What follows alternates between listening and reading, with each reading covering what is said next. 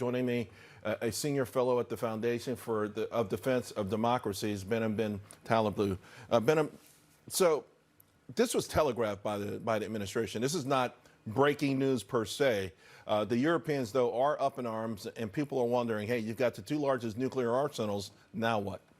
Well, great to be with you, Charles. Exactly. The administration telegraphed this move back in February when they said they would be giving Russia 6 months to come back into compliance with this 1987 cornerstone arms control deal that President Reagan signed. Almost 3,000 weapons were dismantled because of this very important treaty.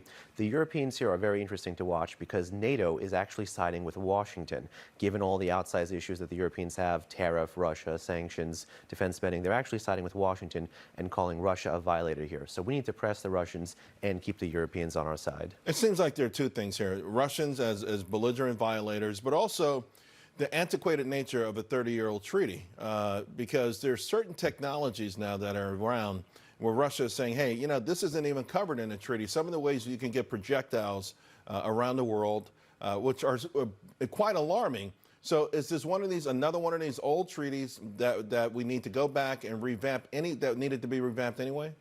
I think what really needed to be revamped was Russian behavior here. I think the treaty covered all ground launch missiles within a certain intermediate range, and Russia began testing and then ultimately fielding this system. So it's Russian behavior that needs to be changed here. In fact, this treaty did have a framework for how to address not just the warhead of another country, but the actual delivery system of another country. So as the U.S. looks to constrain the North Korean and even the Iranian missile programs, the INF could have been a good predicate to go off of. And to that point, though, some of these other countries now with this technology didn't sign this deal, didn't sign this treaty, so they never were obligated to live by it anyway. Again, another issue with why not just come back to the table, freshen this up, or do something from scratch to deal with the new world that we live in. That's exactly right, because there is a whole new world. Over, I think, most of China's missiles fall within this category, within the intermediate range. But these missiles did not exist when Reagan and Gorbachev were negotiating between the U.S. and the Soviet Union.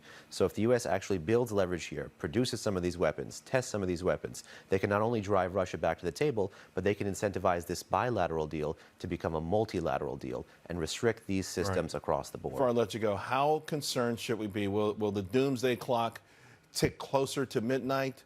Or is this a crisis that could be averted in your mind? It's a crisis that could be averted. A doomsday clock I'm watching with respect to the U.S.-Russian relationship is the other arms control treaty set to expire in 2021 called New START. That one restricts long-range strategic systems. Well, this would set a great precedent for that. All right, Behnam, thank you very much. Always appreciate it.